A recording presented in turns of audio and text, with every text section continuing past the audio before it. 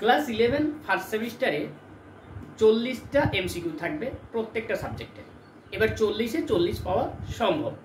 এবার অনেকেই এরকম ধারণা করে বসে আছো যে 40-এ 40 অবশ্যই 40-এ 40 কেন পাবো না, এই যে টেক্সট বুকগুলোর আছে এগুলো পড়ে এবার কী হবে, হ্যাঁ ফালতু এগুলো সময় নষ্ট করে লাভ নেই। একটা প্র্যাকটিস সেট কিনে নেবো, সেই প্র্যাকটিস সেট থেকে কন্টিনিউটি প্র্যাকটিস করব, আর প্র্যাকটিস করলেই আমাদের নাম্বার তো অটোমেটিক্যালি চলে আসবে। তাহলে ফালতু ওই টেক্সট পড়ে কোনো লাভ নেই।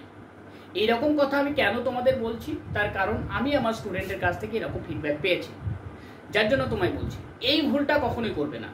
কারণ গত বছর যেটা হয়েছে, প্রথম সিলেবাস চেঞ্জ হয়েছিল, সিলেবাস চেঞ্জ হওয়ার ফলে প্রথম বছর যেহেতু প্রথম বছরে একটুখানা হলেও সোজা করেছে। এবার অনেকটাই সোজা করেছিল একটা কারণে, ছেলেপিলের কথা মাথায় রেখে। এইবার তোমরা যখন পরীক্ষা দেবে সেক্ষেত্রে কিন্তু কোশ্চেন্স একেবারেই সোজা হবে না। এই কারণেই সোজা হবে না আমি এই জন্যই বলছি, তার কারণ এটা দ্বিতীয় বছর। প্রত্যেকটা প্রশ্ন এমনভাবে তৈরি করা হবে যে টেক্সট যেটা রয়েছে সেই টেক্সটের লাইন তুলে প্রশ্ন হবে। এবার যখনই টেক্সটের লাইন তুলে প্রশ্ন হবে, তুমি কিভাবে প্রশ্নের উত্তর করবে যদি টেক্সটটা ঠিকঠাক না করো? তাহলে প্রথমত তোমার কাজ হবে ক্লাস 11-এ বিশেষ করে ইংরেজি আর বাংলা যে টেক্সট বুক রয়েছে সেই টেক্সট বুকটাকে ভালোভাবে খুঁটিয়ে পড়া।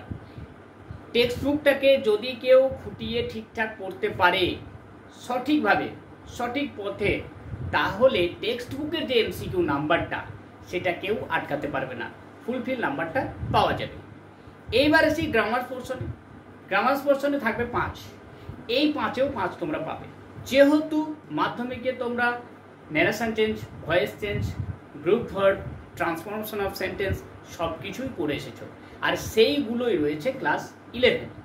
এবার মাধ্যমিকে যেটা ছিল সেটা নন টেক্সচুয়াল গ্রামার ছিল, কিন্তু ক্লাস 11-এ যেটা থাকবে সেটা টেক্সচুয়াল গ্রামার। আরও সুবিধা হয়ে গেল। তাহলে তোমরা যদি voice change, narration change, transformation of sentence আর গ্রুপ ভার্ব যদি একটু ভালো করে দেখো, তাহলে যে 5টা এমসিকিউ গ্রামার থেকে থাকবে সেই 5-এ তোমরা 5 পাবে। এই 5-এ 5 পেতে গেলে তোমাদেরকে একটু পরিশ্রম করতে হবে।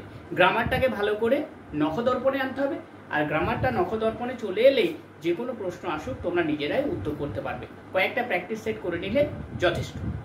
এইবার আসে আনসিন। আনসিন প্যাসেজ এমন একটা প্যাসেজ যে প্যাসেজটা তোমরা যদি ঠিকঠাক প্র্যাকটিস না করো তাহলে কিন্তু পারবে না।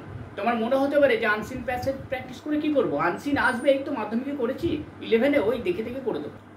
আনসিন প্যাসেজ যেটা থাকবে অত্যন্ত সোজা প্যাসেজ থাকবে না, এই প্যাসেজটা একটু কঠিন প্যাসেজই থাকবে। কেন আমি বলছি কঠিন প্যাসেজ থাকবে, তার কারণ যে প্যাসেজটা থাকবে যদি সোজা প্যাসেজ দেয়, যে প্রশ্নগুলো দেবে একটু ঘুরিয়ে দেবে, কারণ যিনি প্রশ্ন করবেন তিনিও তো বোকা নন। যদি সহজ কোশ্চেনই করে দেন তাহলে তো সেই সহজ কোশ্চেন থেকে সবাই উত্তর করে ফেলবে, তাহলে ভালোর আর মূল্য কি থাকবে? আনসিন প্যাসেজটা হয়তো সোজা দিল, কিন্তু সেখান থেকে যে প্রশ্নগুলো দেওয়া হবে সেই প্রশ্নগুলো কিন্তু অত্যন্ত কঠিন করা হবে, জটিল করাবে। জটিল বলতে ঘুরিয়ে বেঁচিয়ে কোশ্চেন করবে, তোমরা যাতে বুঝতে না পারো। এমন জায়গায় ছোট ছোট ভুল করবে যে ভুলগুলো হয়তো তোমরা ধরতেই পারবে না, যে ভুল উত্তর দিয়ে তোমরা চলে আসবে। এবার এই ব্যাপারটা তোমাদেরকে মাথায় রাখতে হবে। এবার 40-এ 40 যারা মনে মনে ভাবছো যে 2-4টে প্র্যাকটিস সেট প্র্যাকটিস করে নেব, আর এই তো রায়ান মার্টিন একটা প্র্যাকটিস করবো, আর তুলসী প্রকাশনীর একটা করে নেবো, ব্যাস আমি রিডিং পড়বো না, রিডিং পড়ার আমার কোনো প্রয়োজন নেই। রিডিং পড়ে হবেটা কি, রিডিং পড়ে আমার দরকারটা কি, কারণ এখান থেকেই তো আমি এমসিকিউ পেয়ে যাচ্ছি, তাহলে এমসিকিউগুলো প্র্যাকটিস করে নেবো, আমি পরীক্ষা খাতায় কমন পেয়ে যাবো। তাহলে ভুল ভাবছো, এই ভাবনাটা তোমরা ছেড়ে দাও।